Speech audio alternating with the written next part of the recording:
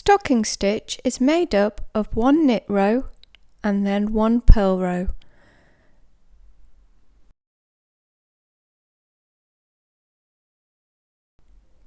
Here I am showing you the knit row.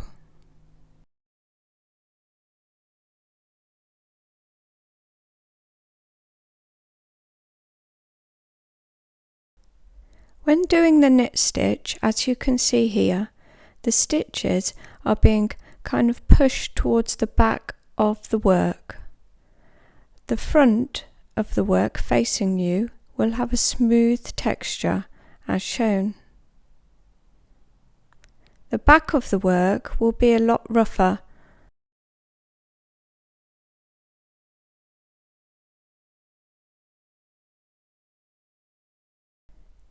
The next row is made of purl stitches, and as you can see, the stitches are kind of moved towards you.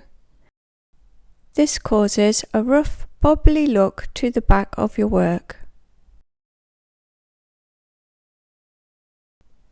I will just finish this row and then I will show you how to count the number of rows you have done.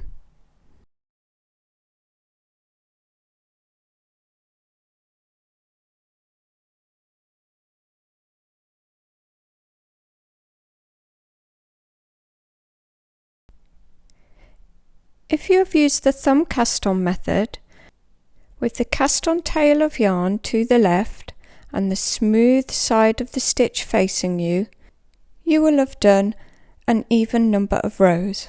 Count the number of stitches up the front. Here I have done 10 rows. Each stitch is formed of like a link-shaped stitch. Start counting the stitches right from the bottom and continue until just underneath your needle. You do not count the stitches on the needle as a row. To cast off at the end of your work, simply knit 2 stitches and then pass the first stitch over the second stitch and off the end of your needle. Knit another stitch and then pass the first stitch over. Continue until the end of the row.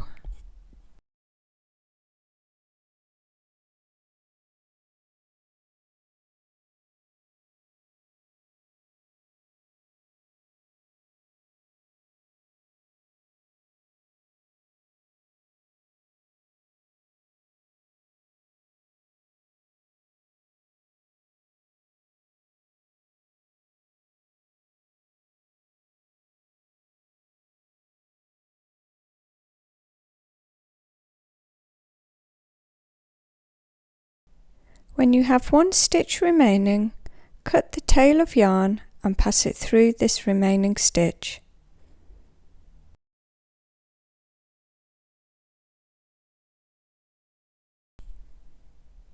Now I have finished, we will take a look at the swatch of stock stitch that I have made.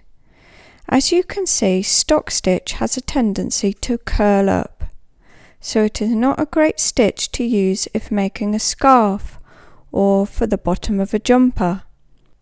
This is why many jumpers use a border of, say, garter stitch or ribbing, because as you can see here, my garter stitch swatch doesn't curl up anything like the stock stitch.